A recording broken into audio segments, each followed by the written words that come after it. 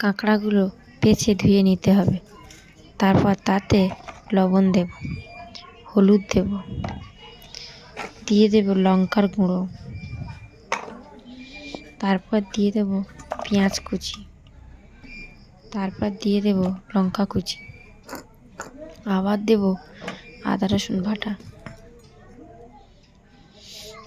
তারপর দিয়ে দেব আলু কুচি। আলু কুচি দেওয়ার পর ভালো করে ম্যারিনেট করে নিতে হবে। ভালো করে ম্যারিনেট করে নেওয়ার পর 5 মিনিট রেখে দিতে হবে।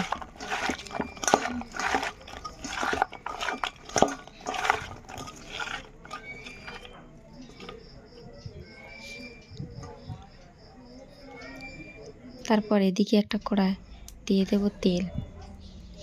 তেলটা গরম হয়ে গেলে ম্যারিনেট করা কাঁকড়াগুলো ঢেলে দেব, দিয়ে একটু নেড়ে কিছুক্ষণ ঢাকা দিয়ে রেখে দিতে হবে। কিছুক্ষণ ঢাকা দিয়ে রেখে দেওয়ার পর তুলে নেব। নিয়ে যে জলটা উঠেছে সেই জলটা ভালো করে কষিয়ে নেড়ে নিতে হবে। তার আগে আমরা একটু দিয়ে দেবো টমেটো। টমেটো কুচি দেওয়ার পর ভালো করে কষিয়ে নেব। যতক্ষণ না টমেটোটা কষিয়ে ভেজে যাচ্ছে ততক্ষণ পর্যন্ত আমরা নেড়ে যাব।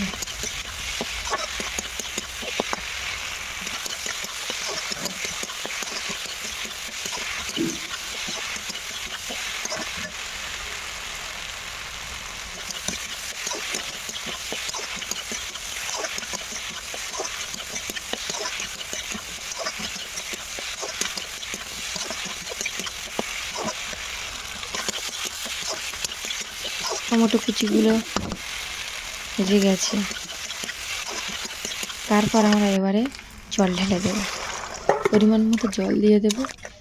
তারপর কিছুক্ষণ ঢাকা দিয়ে দেব।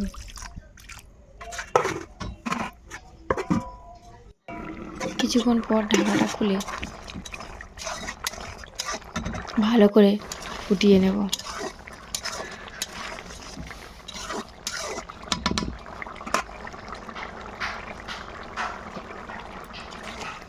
তারপর আমরা দেখে নেব আলুটা সিদ্ধ হয়েছে কিনা।